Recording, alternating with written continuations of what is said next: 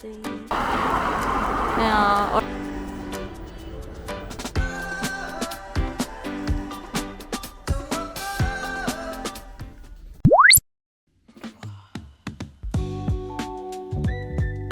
habang nagsi-skincare tayo, ito ang aking toner today, Smoothie. Ano to? Finnish brand to or Nordic? No, Belgian brand. Na highly marketed siya dito sa Nordic countries, I guess. Yan ang aking toner. So, in the past days, I guess, or months, I've been neglecting my skin. Tapos, naalala ko, ang dami ko mga pinagbibiling, beauty skincare products, not beauty products, skincare products, but tapos hindi ko siya masyadong gagamit. And then bigay ito naman ay Blackhead Power Liquid. So, pang-minimize siya ng pores, I guess. Yan, ganon. So, ito naman, bigay naman to ng aking friend from Turco, Ate Kat. Pero, dala ko siya one time sa travel bag ko. Nabawasan siya. Ng slide, na pump ng slide, I guess, nagagalaw kasi sa bag. So, ito yung mga ko ngayon. And then, ito for moisturizing essences, Haro Haro Wonder. Alam nyo ba? I got this one for free. Pati delivery is for free. Itong Haro Haro. Ito. After nitong CosRX Blackhead, ilalagay ko siya.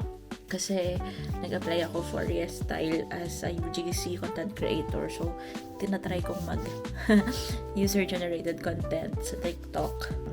May mga brands sa YesStyle. Although, hindi ako na-approve sa YesStyle, I need to reapply again. Kasi, siguro naguguluhan sila sa content ko. Kaya, gumawa ako actually ng panibagong UGC account na pang product specific sa TikTok para hindi malito yung nag-a-approve na pero kailangan ko pa siyang lagyan ng maraming content, I guess. So kung ano yung mga products na nandito is try kong i-post doon, Pero itong Haro Haro Wonder is may kasama to actually. Mayroon yung PDRN nila, bago nilang i-release yun, I think, or na-release na, I'm not sure. I-release pa lang ata, I think. Just got this for free because minsan may mga other brands sa YesStyle na hindi mo kailangang ma-approve, kailangan mo lang may account doon, then hindi mo naman need na-approve ka talaga sa YesStyle or something, ganyan. But anyway, yeah, this is really nice, no? As a moisturizer. Yung araw, ang ganda ng sa labas. Ang ganda ng weather. But anyway, going back to topic nga about my skin.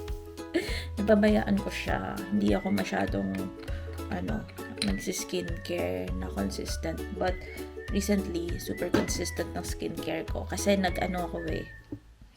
nag-breakout ako nung nag-start yung autumn. So, may mga pimple marks tayo dito. So, medyo nabawasan na naman siya ng kaunti. Pero, yun nga, we're trying to get rid of that.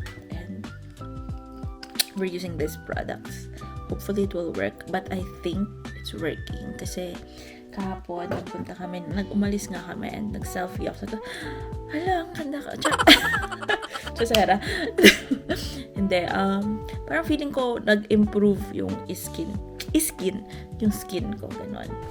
Hello, it's the next day. So, I'm going for winter walk because the weather is nice. It's sunny. Pagkagising ko kaninang morning, it's negative 19 degrees Celsius. Pero feels like negative 24 degrees Celsius daw. Ganyan. Pero ngayon, I think nasa around, check ko yung phone ko. Negative 13 na lang. Pero I still kept myself super warm. I think ikot lang ako here. Ito na lang ako, lakad. I still try to keep myself warm. Kasi it's cold. Ay, teka, naghahanap pala ako ng place kung saan ako pwede doon na lang pala. Ito muna. Dito ako emerald ng OOTD. OOTD. Okay, ito tayo. Ay, nalagay ko yung sa papatong ko na lang.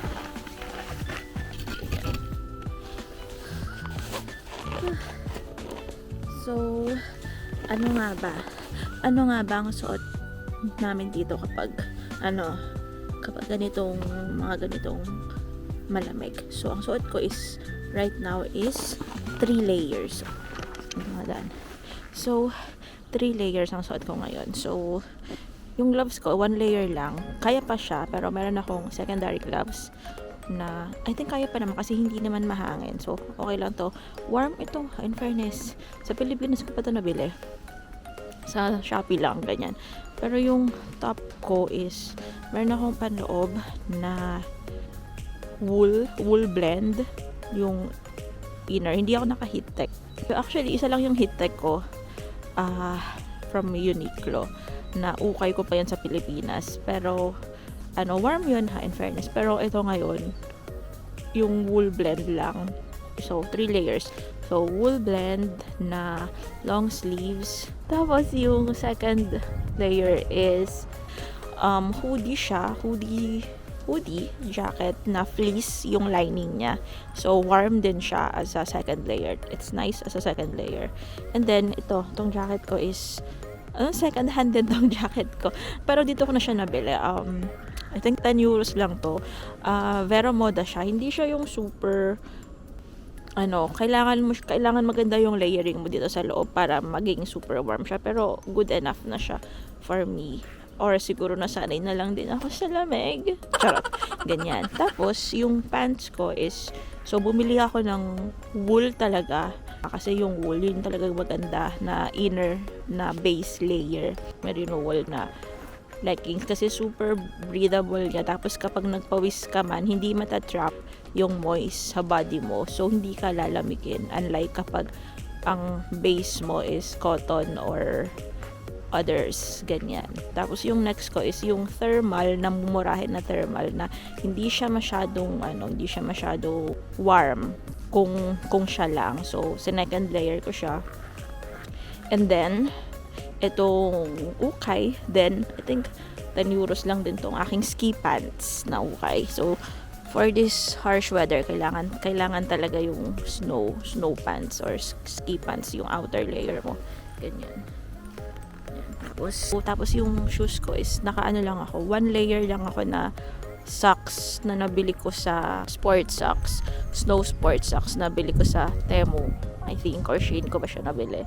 Okay siya, in fairness, warm siya, pero kasi yung shoes ko din is from North Face na thermoball na winter shoes, and warm na din siya kahit basta yung layer ng socks mo is hindi yung tipong mag-perspire ka kasi para hindi matrap yung moisture, para hindi kalamigin. Kailangan na maglakad doon. Okay, lakad tayo. Nice na weather today. The sun is there and we're still walking. I'm still finding a spot where I can do my OOTD for my TikTok. OOTD for, oh my gosh, super cold. Parang sumakit na yung ulo ko bigla sa lamig, ha. Iikot pa ako. Ilan ba? Ngayon, ano oras na ba? Mamaya pa sila lalabas ulit. Nakalabas na sila. Doon na lang ako. Ay, ang lamig na. Sakit na ng mukha ko.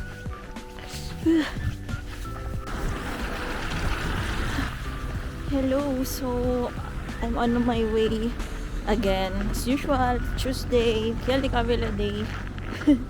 Parang ako na lang yung regular dun sa Kiali Kabila. Pero I'm happy that walking distance lang yung mall sa amin na may library. Kasi I can regularly go sa Kiali Kabila. And I'm happy because hindi na lang ako mag-isa. Kumbaga yung pumupunta doon. Kasi meron akong na-meet na friend through Espo Career Club. Indian siya. Na-meet ko siya. And same kami ng profession. So, parehas kaming software QAs sa kanya-kanyang bansa namin. Pero may work experience na rin siya dito and may work experience na rin ako dito. Nag-share kami ng same na frustrations namin sa paghahanap ng work dito. But yes, ganun.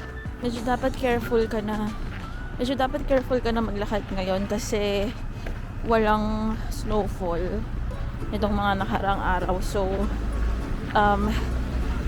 crunchy pa rin naman yung snow kasi taas ang malamig. Sobrang baba ng temp. So, tapos wala namang ulan.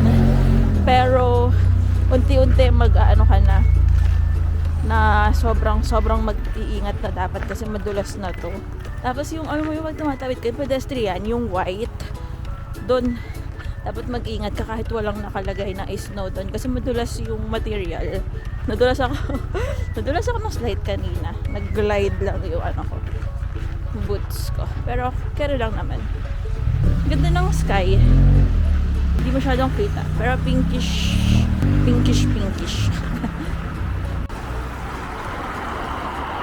Ito na lang. Kaya orange siya dito sa part na to. Dito pink. Dito orange. Lavendery orange.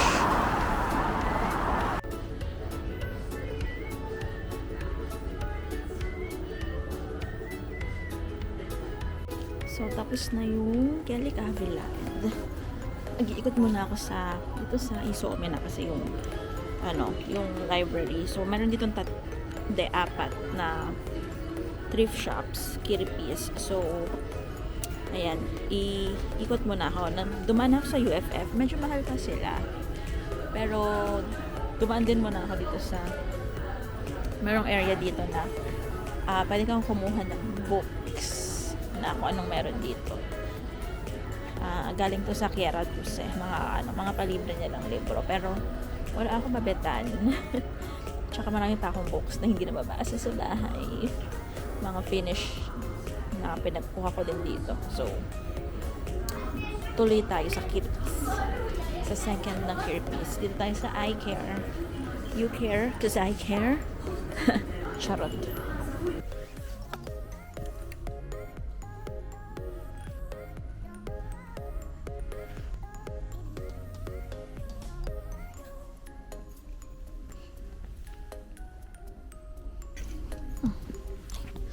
Sino si H?